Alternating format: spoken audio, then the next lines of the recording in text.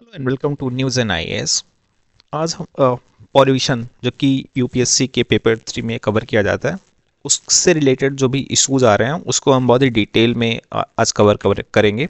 उसमें जो important points हैं, इंडिया में क्या चीज़ें मिस हो रही हैं, प्लस वर्ल्ड में कौन सी बेस्ट प्रैक्टिसेस हैं, उन सबको हम अपने इस डिस्कशन में इंक्लूड करेंगे। तो सबसे पहले डिस्कस करते हैं पीएम 2.0 एंड PM10। ये दो डिफरेंट जो पॉल्यूटेंट्स होते हैं उनके बारे में। तो इंडियन एक्सप्रेस में आर्टिकल था और उसमें ये कंसर्न रेज किया गया है कि इंडिया में PM10 जो है उस पर ज़्यादा फोकस है, PM2.5 पे फोकस कम है। ऑथर का ये कहना है कि PM2.5 ज़्यादा प्रॉब्लमेटिक है, ज़्यादा इशू क्रिएट करता है, हेल्थ के लिए ज़्यादा बड़ा रिस्क है। लेकिन उस पर जो नेशनल क्लीन एयर प्रोग्राम है इंडिया का, उसमें उस पर फोकस कम किया गया है। अब रिस्क क्या है कि जो PM2.5 है ये लंग्स में और ब्लड स्ट्रीम में डायरेक्टली मिक्स हो सकता है। तो इससे बहुत सारी डिजीजेज जैसे कि asthma, stroke, blood brain barrier, long term के लिए हेल्थ इश्यूज, ये बहुत सारी चीज़ें PM2.5 की वजह से क्रिएट हो सकती हैं। बट इंडिया का जो नेशनल क्लीन एयर प्रोग्राम है वो ज़्यादा फोकस कर रहा है PM10 पे। PM2.5 जो कि बहुत बड़ा हेल्थ रिस्क है उस पर ज़्यादा फोकस हो ही नहीं रहा है। अब आथर ने कुछ जगहों की केस स्टडीज जो हैं वो कवर की है, जैसे पोलैंड है। पोलैंड में एक समय पॉल्यूशन बहुत ज़्यादा होता था और 2.5 जो पॉल्यूटेंट्स थे उनका बहुत ज़्यादा वहाँ पे प्रॉब्लम था। तो वहाँ पे सिविल सोसाइटीज जो थी तो उनका बहुत ज़्यादा उन्होंने प्रेशराइज किया गवर्नमेंट पे। वहाँ जो रिसर्च हुआ उसकी बेसिस पे पाया गया कि वहाँ पे जो हाउस होल्ड है, जो कि वहाँ पे ठंडा प्रदेश है, तो हाउस होल्ड अपने घर को गर्म करने के लिए कोल का यूज़ करते थे। उस कोल के यूज की वजह से PM2.5 वहाँ पे बहुत ज़्यादा पाया जाता था, जो कि एक पॉल्यूशन का, वहाँ जो पॉल्यूशन था उसका बहुत बड़ा कारण था। तो जब उन्होंने एग्जैक्ट इश्यूज आइडेंटिफाई किए तो उसके बेसिस पे वहाँ पे उसकी रोकथाम की गई। जो ऑल्टरनेट एनर्जी थी वो यूज किया गया हाउस होल्ड को वार्म करने के लिए। और जो सिविल सोसाइटी थी उन्होंने बहुत अच्छा चेक एंड बैलेंस का काम किया। गवर्नमेंट को उन्होंने एक तरीके से रिस्पॉन्सिबिलिटी उनकी इंश्योर की। गवर्नमेंट ने भी चीज़ें बेटर पॉलिसीज़ बनाई, उनका अल्टरनेटिव एनर्जी का इम्प्लीमेंटेशन किया। और लोकल लेवल जो एमिशन कंट्रोल था उसकी स्ट्रिक्ट इन्फोर्समेंट की वजह से वहाँ पॉल्यूशन की प्रॉब्लम सही हुई। अब इंडिया में इसका क्या इम्पैक्ट हो सकता है? जैसे इंडिया में अभी हम बाद में डिस्कस करेंगे कि मेन इंडिया में प्रॉब्लम क्या है। तो इंडिया में जब प्रॉब्लम पता चल जाए कि ये मेन इश्यूज हैं पॉल्यूशन के, तो अगर उनका सिविल सोसाइटी के पार्टिसिपेशन के साथ बेहतर कंट्रोल करने की कोशिश की जाए और उनको पॉलिसी एक सबसे पहले एक बेहतर पॉलिसी बने, उसके ऊपर सिविल सोसाइटी का अच्छा उसके ऊपर कंट्रोल हो, तो इंडिया में भी पॉल्यूशन धीमे कंट्रोल किया जा सकता है। दूसरा केस स्टडी जो कि पेपर में दिया गया वो मेक्सिको का था।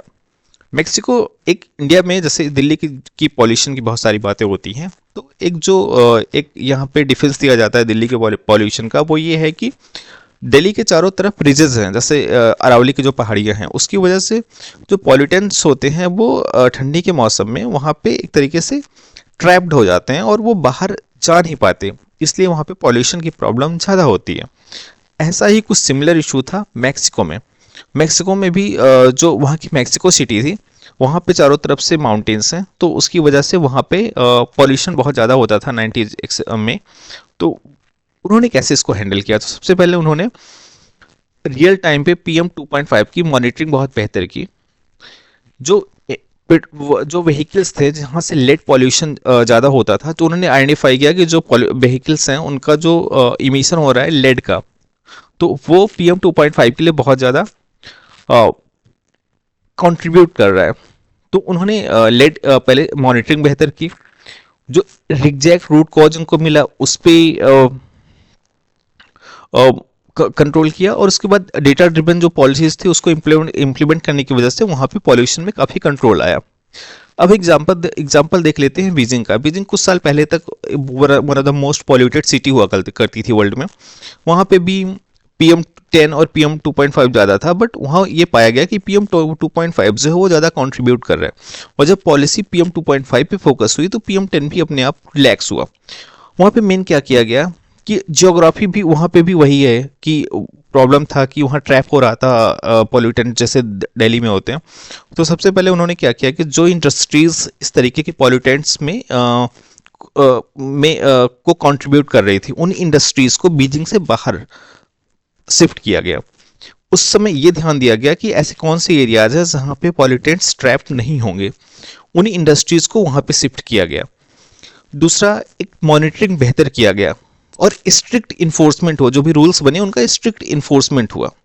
और जो लोकल लेवल पे था वहाँ पे मॉनिटरिंग और कोऑर्डिनेशन से बीजिंग की जो एयर क्वालिटी थी वो धीमे धीमे अपने आप इंप्रूव हुई। अब इंडिया में क्या प्रॉब्लम है? इंडिया में जो डिफरेंट स्टडीज़ हुई हैं उनमें मेन जो पॉल्यूटेंट्स का यहाँ प्रॉब्लम है वो है व्हीकल पॉल्यूशन।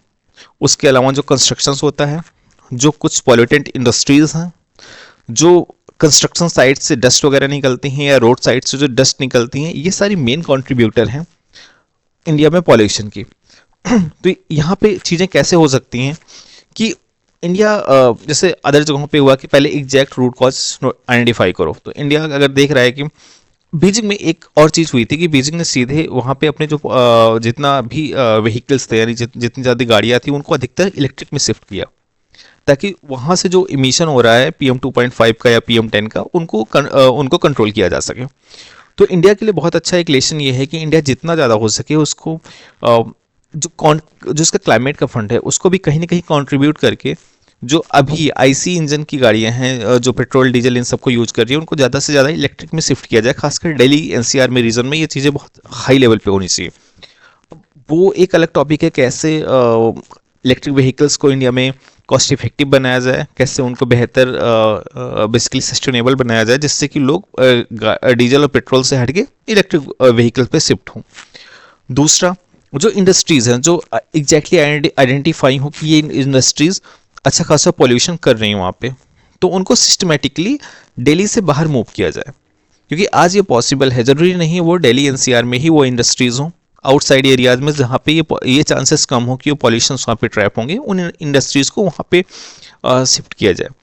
तीसरा, जो कंस्ट्रक्शन साइट्स हैं वहाँ पे बहुत ही अनरेगुलेटेड तरीके से चीज़ें मैनेज की जाती हैं, और जितना रोड साइड है, रोड पे जो कंस्ट्रक्शन होता है या डस्ट जो हाथ से निकलती है वो, ये दोनों भी PM 2.5 और PM 10 के लिए बहुत बड़ा कंट्रीब्यूशन देती हैं। तो यहाँ पे स्ट्रिक्ट इन्फोर्समेंट लोकल लेवल पे होना चाहिए, एक डिवीज़न हो कि जहाँ पे ये इंश्योर हो कि आपके एरिया में जितनी भी कंस्ट्रक्शन साइट्स हैं या रोड्स हैं वहाँ से डस्ट नहीं निकलना चाहिए। वो कैसे मैनेज करेंगे उसके लिए बेहतर एक पॉलिसी बनाई जाए, और जितने भी बिल्डर्स हैं जहाँ भी कंस्ट्रक्शन हो रहा है उनको ये इंश्योर कराया जाए कि वहाँ से पॉल्यूशन कंट्रोल हो। तो अगर ये चीज़ें सिस्टमेटिकली इंडिया में फॉलो की जाती हैं, उसके अलावा जो भी लोकल लेवल पे पॉल्यूशन के रीजंस हैं, जैसे एक सीजनल जो कि जो पैडी की फसल होती है धान, वो क्रॉप बर्निंग जो वो होता है, तो उसको कैसे कंट्रोल करना है। तो ये इन चीज़ों को जब सिस्टमेटिकली हैंडल किया जाएगा तो अपने आप कुछ सालों में पॉल्यूशन की प्रॉब्लम हैंडल हो जाएगी। अभी इंडिया को ये न केवल एक हेल्थ इशू से बल्कि इंडिया की ग्लोबल रेपुटेशन के लिए भी ये बहुत ज़रूरी है कि इंडिया कॉम्प्रिहेंसिवली इन प्रॉब्लम्स को एड्रेस करे। आज के लिए इतना ही। Thank you.